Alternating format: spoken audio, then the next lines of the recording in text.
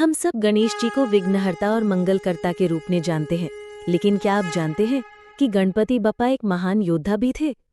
अपने बाल सुलभ रूप के पीछे वो ऐसे वीर थे जिन्होंने कई भयानक राक्षसों का संहार किया। आज हम जानेंगे उन सभी राक्षसों की कहानियां जिन्हें पराजित किया विघ्नहर्ता श्री गणेश ने। सबसे पहले गजमुखासुर। ये राक्षस पहले भगवान शिव का भक्त था, परंतु वरदान पाकर घमंडी हो गया और देवताओं को सताने लगा। अंततः गणेश जी ने युद्ध भूमि में उससे भयंकर संग्राम किया। अपनी शक्ति और बुद्धि से उन्होंने गजमुखासुर को पराजित किया और उसे एक छोटे चूहे में परिवर्तित कर दिया। वही चूहा आगे चलकर गणेश जी का वाहन मूषकराज बना। इसके बाद आए सिंधुरासुर, अहंकार और अभिमान का प्रतीक। उसका लाल रंग और विशाल शरीर सभी को भयभीत कर देता था। देवता उसकी शक्ति से कांप उठे और गणपति से प्रार्थना की।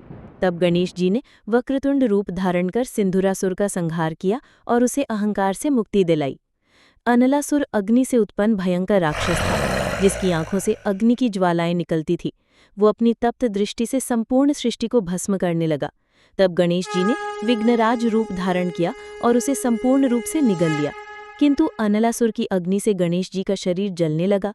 तब भगवान विष्णु ने उन्हें कमल दिया, शिवजी ने नाग का हार पहनाया और ऋषियों ने कुशा घास अर्पित की। इस प्रकार बप्पा ने विश्व को अग्नि विनाश से बचाया। देवों और दानवों के युद्ध में दो भयंकर भाई उत्पन्न हुए, देवांतक और नरांतक। उनका बल अपार था।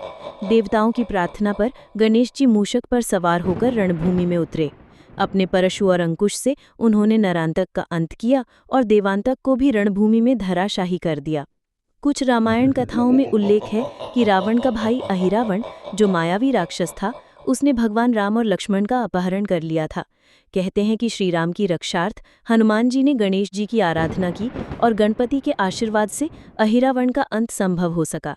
इस प्रकार अप्रत्यक्ष रूप से भी गणेश जी ने धर्म की रक्षा की।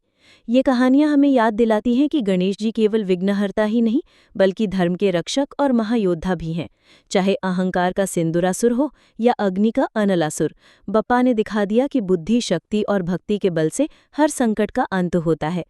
तो अगली बार जब आप गणपति बप्पा मोरया पुकारे, याद रखिए आप उस योद्धा को स्मरण कर रहे हैं जिसमें असंख्य राक्षसों का संहार कर धर्म की रक्षा की थी। गणपति बप्पा मोरया, मंगल मूर्ति मोरया।